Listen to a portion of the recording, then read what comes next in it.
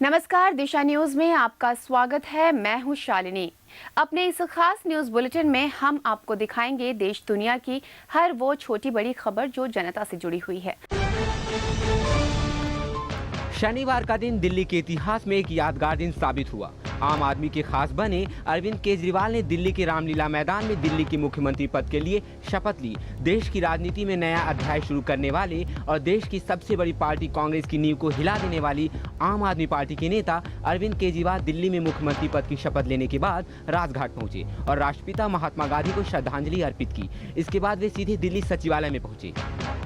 मैं अरविंद केजरीवाल ईश्वर की शपथ लेता हूं कि मैं विधि द्वारा स्थापित भारत के संविधान के प्रति सच्ची श्रद्धा और निष्ठा रखूंगा। अरविंद केजरीवाल ने मुख्यमंत्री पद की शपथ ले ली है। शपथ लेने के बाद अरविंद केजरीवाल ने एक भाषण में सीधे कहा कि अगर वे अपना स्पष्ट बहुमत साबित नहीं कर पाते हैं तो दिल्ली की जनता चुनावों के लिए तैयार है।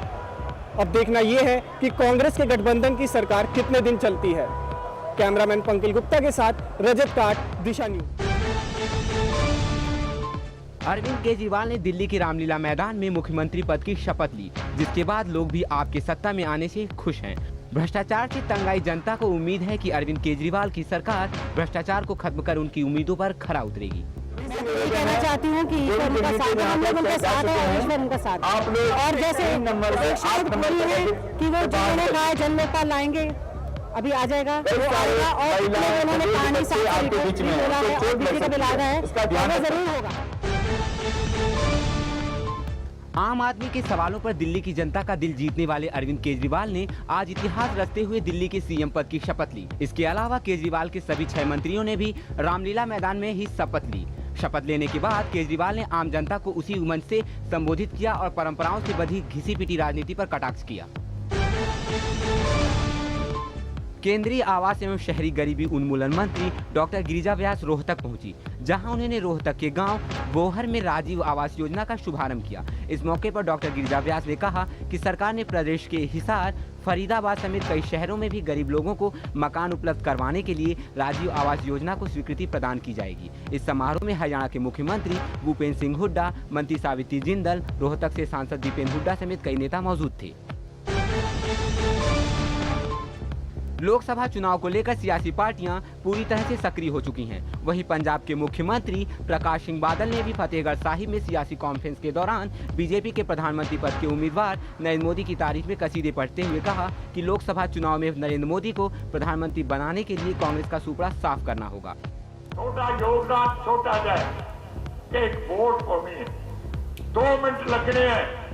आज डब्बियां च बटन दबना है ते ऐतकी साडा निशाना है कि मोदी साहब नूं हिंदुस्तान दा प्रधानमंत्री बनाउणा है। ये भी मैं तुहानूं दसदा कि 23 तरीक नूं ਉਹ ਇੱਥੇ ਫਰਵਰੀ ਨੂੰ ਉਹ ਇੱਥੇ ਆ ਵੀ ਰਹੇ ਹਨ।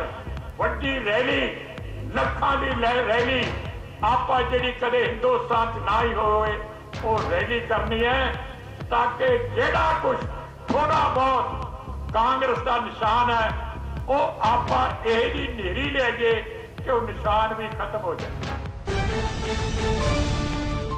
मुजफ्फरनगर में शिविरों में रह रहे लोगों को षड्यंत्रकारी करार देने वाले बयान पर आजम खान ने सफाई दी है। उन्होंने कहा है हो सकता है कि शब्दों की पकड़ में कोई ऐसी बात हो सकती है कि जिससे शायद दिलाजारी महसूस की जा सकती है। वहीं उन्होंने कहा कि हालात को खराब करने और फायदा उठाने के लिए कुछ ताकतें सक्रिय हुई हैं जिन्हें हम अपना नहीं कह सकते। मैं पूरी भरोसे के साथ ही कहना चाहता हूँ कि जो कुछ नेताजी ने कहा उसमें हो सकता है शब्दों की पकड़ में कोई बात ऐसी दिल आज़ारी की महसूस की जा सकती हो, लेकिन उनका कहना, उनका करना दोनों को एक साथ जोड़कर देखने की जरूरत है। कहा और समझाया ये गया है कि जो लोग वापस चले गए थे वो चाहे किन्हीं हालात में वापस आए हों, लेकिन इसके पीछे एक बड़ा षड्यंत्र। उत्तर प्रदेश के फतेहपुर में बसपा नेता बाबू सिंह कुशवाहा के भाई शिवशरण सिंह कुशवाहा ने कहा है कि जिस दिन बाबू सिंह कुशवाहा जेल से बाहर आएंगे उसी दिन बसपा के आधे से ज्यादा विधायक उनके साथ चले जाएंगे और बसपा का सूपड़ा साफ हो जाएगा। जिस दिन बाबू सिंह कुशवाहा जी जेल से बाहर आ जाएंगे उस दिन बहुजन समाज पार्टी साफ हो जाएगी। उनके सारे के सारे विधायक बाबू सिंह कुशवाहा जी की प्रति आस्था व्यक्त करते हैं और हमेशा उनके संपर्क में रहते हैं। गाय में 33 करोड़ देवी देवताओं का वास माना जाता है। वहीं गाय को हमारी संस्कृति में पूजनीय स्थान हासिल है, लेकिन गाय माता की हालत दयनीय हो चुकी है। गौ माता की इस दशा को सुधारने के लिए हरिद्वार के शांति कुंज की ओर से कई प्रयास किए जा रहे हैं।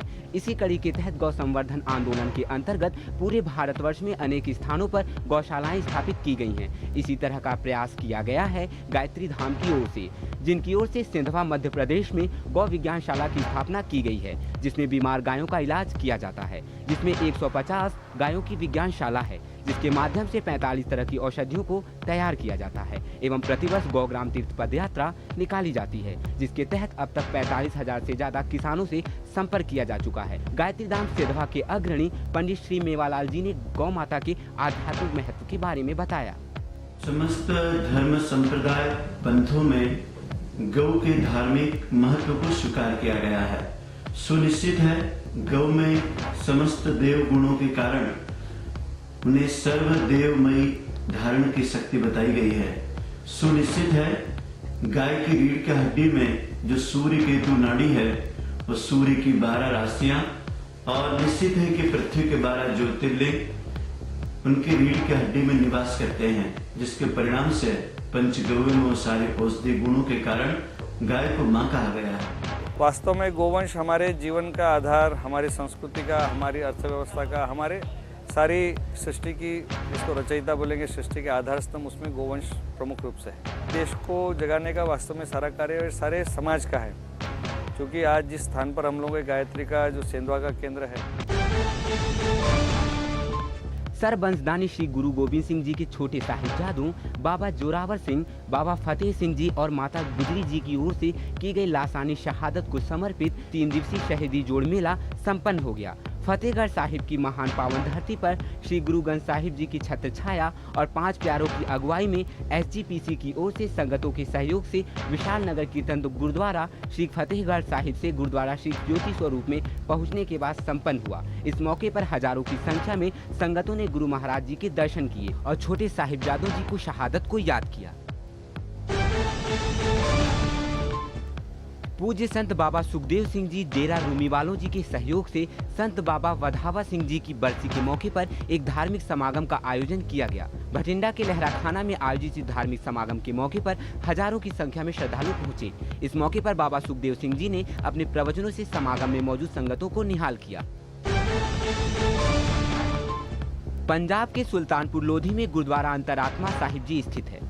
इसी ऐतिहासिक स्थल पर पहली पातशाही श्री गुरु नानक देव जी ने अपने चरण डाले थे और यहीं पर मुस्लिम लोगों ने पूछा था कि आप हिंदुओं के गुरु हो या मुस्लिमों के, तो श्री गुरु नानक देव जी ने कहा था कि हम तो सभी के साझी गुरु हैं। तो मुस्लिमों ने कहा था कि यदि आप साझी हैं तो हमारे साथ चलकर नमाज अता करें। जिसके बाद गुरु साहिब मस्जिद में आ गए और नमाज अता करने लगे। नमाज अता करने के बाद श्री गुरु नानक देव जी सीधे खड़े रहे, जिसके बाद मुस्लिमों ने रोष जताते हुए कहा कि आपने नमाज क्यों नहीं पढ़ी। तो गुरु नानक देव जी कहने लगे कि नमाज तो आपने भी नहीं पढ़ी। तो नवाब कहने लगा हमने तो नमाज पढ़ी है, पर सदगुरु नानक देव जी ने कहा कि तेरा मन तो कंधार में घोड़े खरीदने के लिए गया था। शारीरिक तौर पर तो तुम यहाँ पर थे और मैं भी यहीं पर था, लेकिन ध्यान में कहीं और थे। ये सब सुनकर खान ने कहा कि आप काजी के साथ नमाज पढ़ लेते। जिसके बाद सदगुरु श्री गुरु नानक देव जी ने फरमाया कि भाई शरीर तो इसका भी यहीं पर था, लेकिन मन इसका भी घर में नई जन्मी बच्चिया की देखभाल कर रहा था। गुरु साहिब की बात सुनकर सभी उनके चरणों पर झुक गए और सजदा किया और कहने लगे ये तो खुदा के बंदे हैं, ये तो सब कुछ जानते हैं। उन्हीं की याद में ये गुरुद्वारा साहिब यहाँ पर स्थित है। इस गुरुद्वारा साहिब में श्रद्धालु मत्था टेकने के लिए बड़ी संख्या में यहाँ पहुँचते हैं। फिल्म अभिनेता फारूक शेख का दिल का दौरा पड़ने के कारण निधन हो गया। वे 65 साल के थे। वे दुबई में अपनी 2 बेटियों और पत्नी के साथ छुट्टियां मनाने के लिए दुबई गए हुए थे। यहीं उन्हें अचानक दिल का दौरा पड़ा, जिसके चलते उनका निधन हो गया।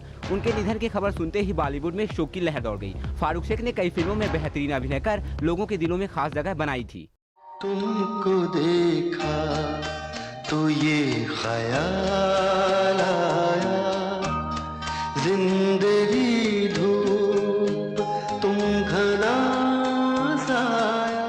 अभी के लिए बस इतना ही। अगर आपके पास कोई समाचार, प्रतिक्रिया या सुझाव है तो आप हमें SMS या मेल कर सकते हैं। कुछ और खबरों के साथ हम फिर होंगे हाजिर। तब तक के लिए दीजिए हमें इजाजत। नमस्कार।